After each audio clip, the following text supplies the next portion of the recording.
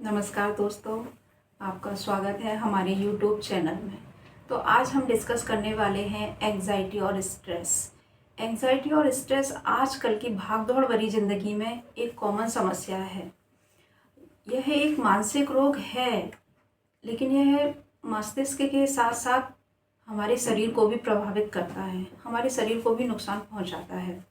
Anxiety attack के दौरान देखा गया है कि बेचैनी, चिंता, डर, निगेटिव थॉट्स आना, दिल की धड़कन तेज हो जाना, पसीना आना, ये इस टाइप के सिम्टम देखे गए हैं पेशेंट्स में।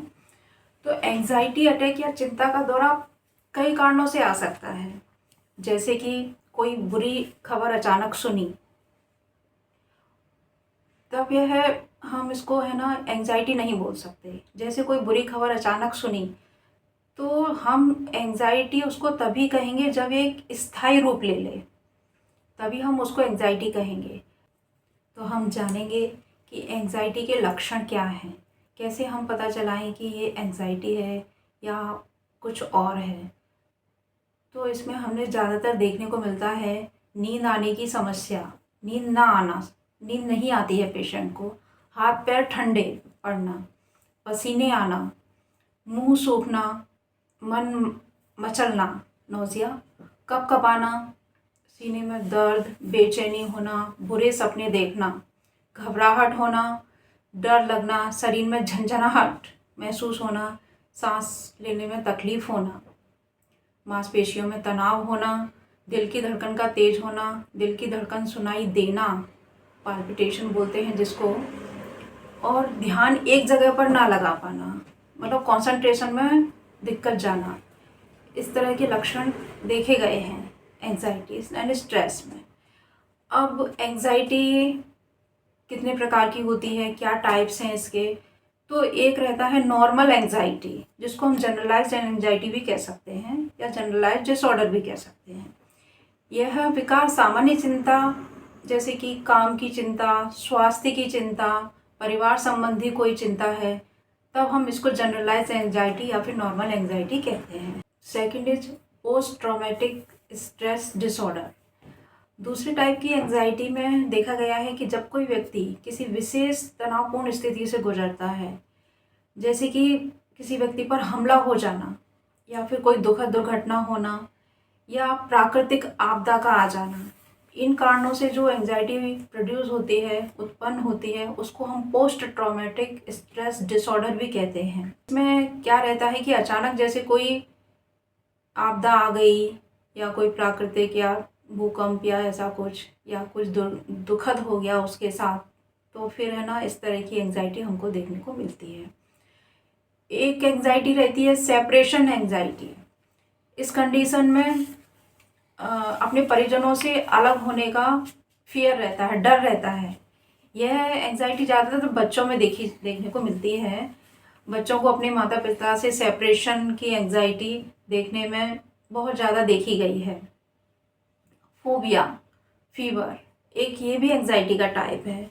इसमें देखने को मिलता है कि इस व्यक्ति किसी भी प्रकार का भय रखता है, उसके अंदर किसी भी प्रकार का भय आ जाता है, जैसे कि छिपकली से डर, मकड़ी से डर, ऊंचाई से डर, इंजेक्शन से डर, या फिर कोई अन्य सामाजिक स्थितियों से डर, रोड पे जाने से, रोड क्रॉस करने से डर।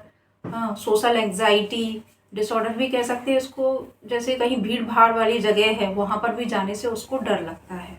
तो अब हम जानेंगे एंग्जाइटी के कारण क्या हैं। ज़्यादा चिंता करने लगना, किसी भी चीज़ के बारे में ज़्यादा सोचना, उसके ज़िंदगी में बार बार छोटी से छोटी बातों को ज़्यादा सोचना एंग्जाइटी है। मतलब किसी भी नॉर्मल चीज़ है, छोटी सी छोटी बात है, उसको ज़्यादा से ज़्यादा सोचना, थिंकिंग करते रहना, ओवर थिंकिंग करते रहना, इस प्रकार के लक्षण जो देखने को मिलते हैं। जितना ज़्यादा सोचने लायक नहीं है उसके लिए भी हम ओवर थिंकिंग कर रहे हैं, तो इससे फिर हमारे महत्वपूर्ण कार्य भी प्रभावित होते हैं। सेकंड इज परिवार का इतिहास, मीन्स फैमिली हिस्ट्री। यदि आपके परिवार में किसी को मानसिक विकार है या वो मानसिक विकार से संबंधित कोई भी समस्या से जूझ रहा है या उसको हो रही है, तो फिर ये समस्या होने की संभावना हो सकती है, जिसे ओसीडी विकार कहा जाता है। स्वास्थ्य से जुड़े मामले, हेल्थ से जुड़े मामलों में भी एंजाइटी देखने को मिलती है। जो व्यक्ति लंबे समय से डिप्रेशन से जूझ रहे हैं, या जो थायराइड की बीमारी, दमा, डायबिटीज़, हृदय रोग जैसी बीमारियों से पीड़ित हैं, तो उनमें भी एंजाइटी देखने को मिलती है। इसमें एक इम्पोर्टेंट फैक्टर है नशे का इस्तेमाल। बहुत से लोग नशीली दवाएं और हैं जिससे कि वो ना उनकी जो पीड़ा है, उनका जो गम है, मायूसी है, या उनकी जो तकलीफ़ है उसको वो भूल सकें। उनको ऐसा लगता है कि हम नशा करेंगे किसी भी प्रकार का तो उनकी ये सारी कंप्लेन कम हो जाएंगी या वो ठीक हो जाएंगे। तो ऐसा बिल्कुल भी नहीं है। एंजाइटी का ये इलाज नहीं है। हमको कुछ देर के लिए अच्छा लग सकता है, लेकिन ये एंजाइटी के लिए इन सब चीज़ों से और ज़्यादा खतरा है। एंजाइटी समस्याओं को ये सब और चीज़ें बढ़ा देती हैं। एंजाइटी डिसऑर्डर का इलाज। एंजाइटी डिसऑर्डर का इलाज किया जा सकता है, इसे नज़रअंदाज नहीं करना चाहिए। इसके इलाज के लिए साइकोथेरेपी ये एक ऐसी थेरेपी है जिसके माध्यम से मन पर नियंत्रण करना सिखाया जाता है। इसमें पेशेंट जो रहता है अपने मन पर नियंत्रण करना सीखता है। अगर उसके अंदर कोई नेगेटिव थॉट्स आ रही है तो उसको अपने मन के द्वारा, मन पर कंट्रोल करके कैसे उस थॉट से लड़ा जाए और कैसे उस थॉट से बाहर निकला जाए, ऐसे इस थेरेपी के माध्यम से पेशेंट को सिखाया जाता है।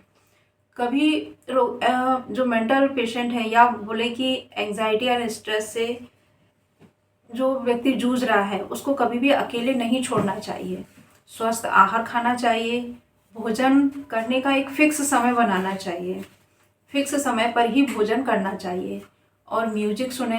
संगीत सुनने से एंजाइटी में रिलीफ आता है। व्यायाम अवश्य करें। आजकल एंजाइटी डिसऑर्डर आना समस्या है। इस समस्या का सबसे बेहतर तरीका दिनचर्या में बदलाव ही रोकथाम है।